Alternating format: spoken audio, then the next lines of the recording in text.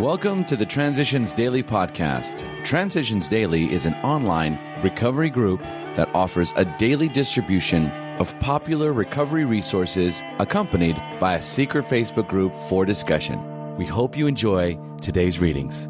This is Transitions Daily, June 21st, read by Craig M. from Denny, Scotland.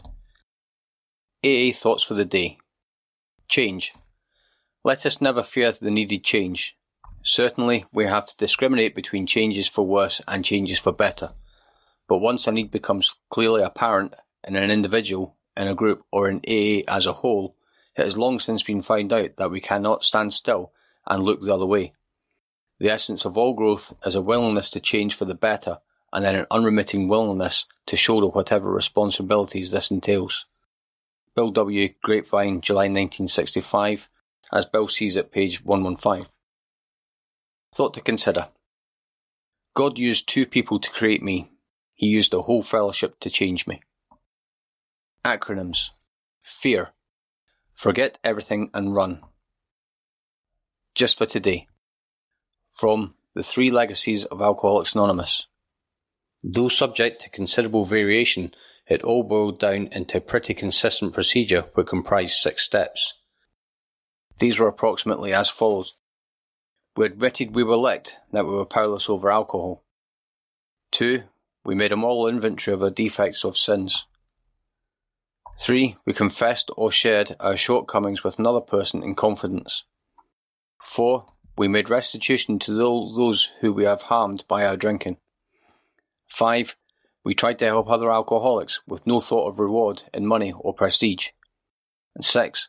We prayed to whatever God we thought there was for power to practice these precepts.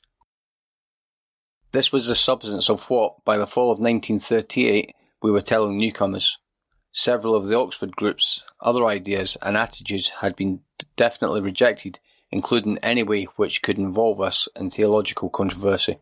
Alcoholics Anonymous comes of age, page 160. Daily Reflections. Fear and Faith. The achievement of freedom from fear is a lifetime undertaking, one that can never be wholly completed. When under heavy attack, acute illness, or in any other conditions of serious insecurity, we shall all react to this emotion, well or badly as the case may be. Only the self-deceived will claim perfect freedom from fear. That's from As Bill Sees It, page 263. Fear has caused suffering when I could have had more faith.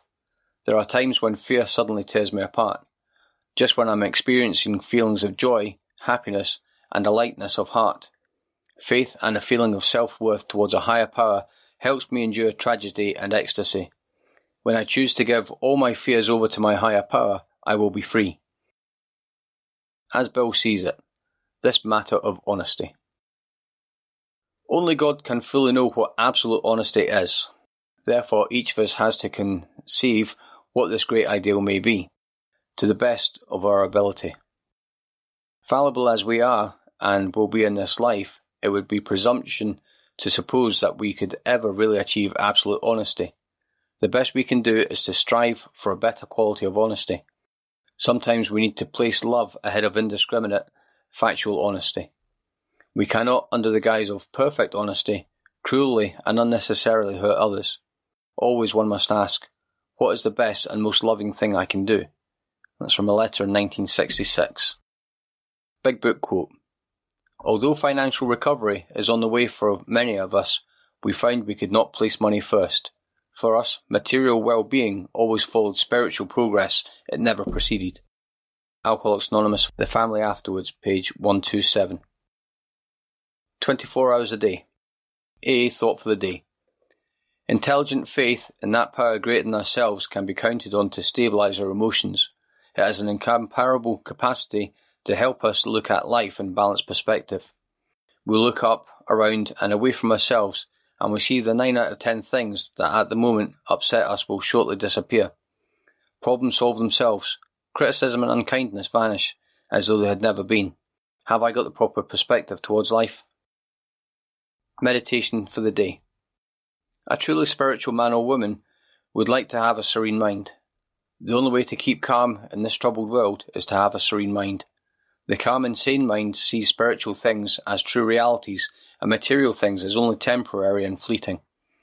That sort of mind you can never obtain by reasoning, because your reasoning powers are limited by space and time.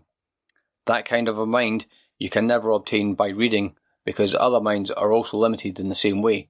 You can only have that mind by an act of faith, by making the venture of belief. Prayer for the day. I pray that I may have a calm and sane mind. I pray that I may look up, around and away from myself.